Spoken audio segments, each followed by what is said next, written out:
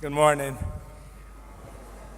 I promise you there's no paper or long discussion. I was asked yesterday to make a few comments, which I will, and take some questions and answers.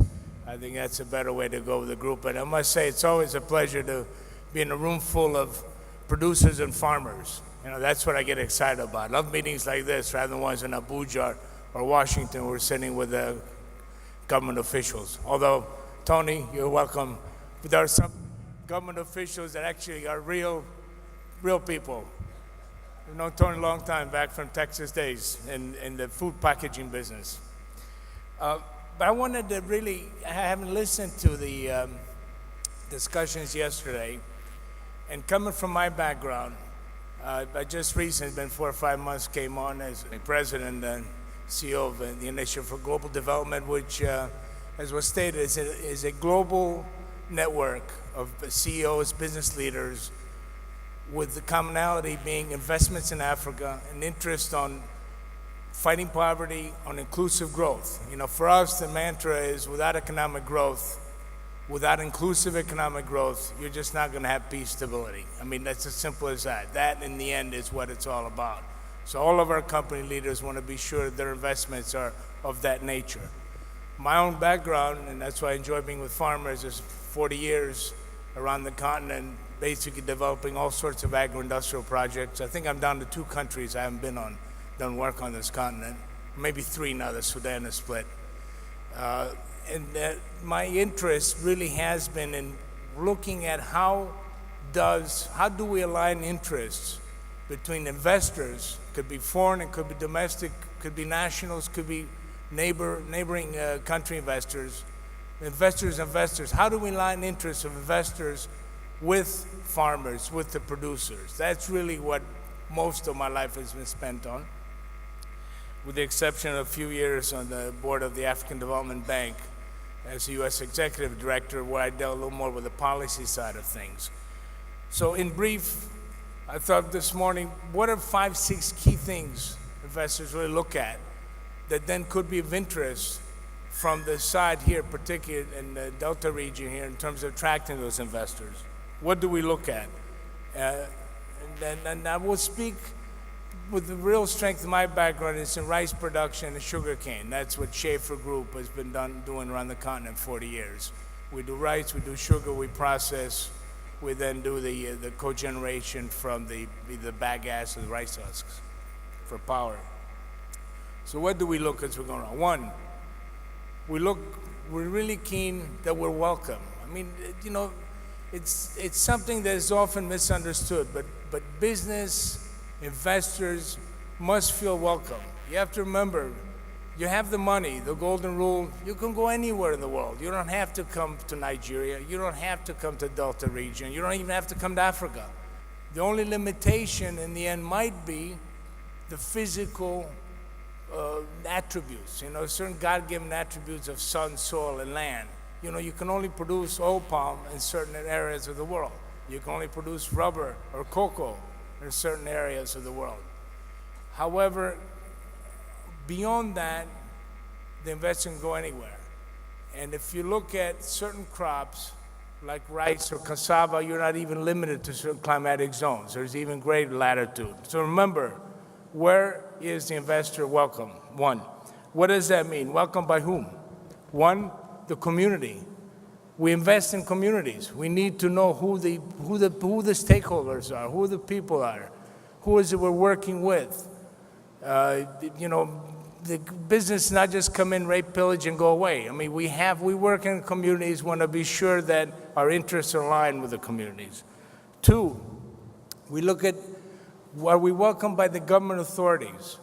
That could be the state level, community level, village level, at the federal level.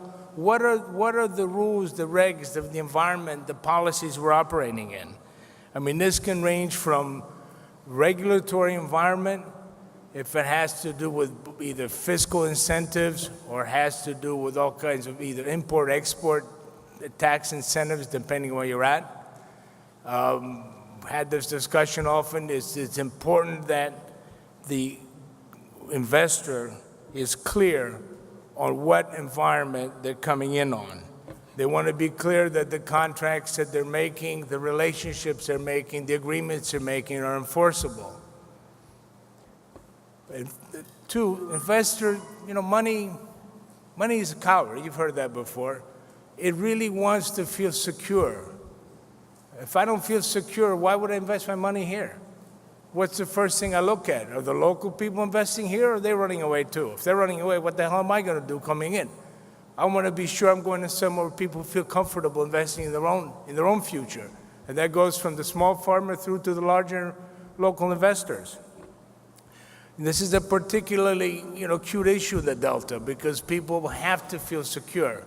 I mean, they have almost an extra obstacle to overcome that other regions might not. It's not to say it's not doable, but I want to emphasize it's important, particularly for the external investor that's not necessarily comfortable or not necessarily familiar with the environment. 3, profitability, competitivity. I need to know if I'm coming in, whether I'm doing oil palm, cassava, rice, cocoa, it really doesn't make any difference. I need to know that by coming into the Delta region, I can be producing, investing with our partners locally profitably. If we can't make money, I guarantee you we're not going to be here. You have to be here. We don't have to be here as foreign investors. But that does not mean that together we're not capable of putting together deals that are profitable. Remember, that is a very, very critical aspect of it.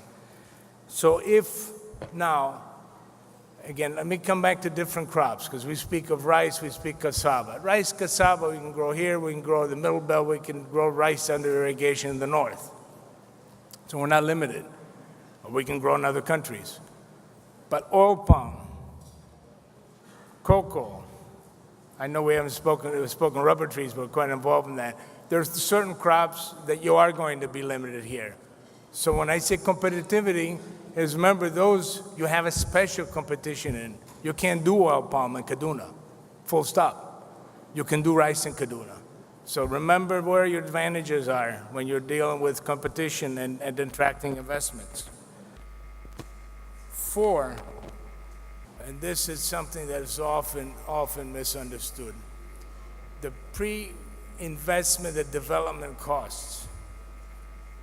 For agriculture, as many of you know, maybe know too well, the profit margins are not necessarily as high as are in other sectors. So I point that out to say for an investor to come from outside, the time it takes to develop an investment, the longer it takes, the more costly it is, the more difficult it's going to be to recapture back that cost of that investment. The less likely they're going to be to come in. What does that mean for farmers' organizations? Because for us,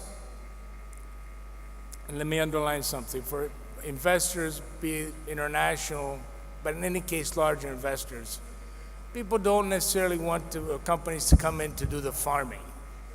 Most of your investment is going to be into more capital-intensive transformation, value addition industry.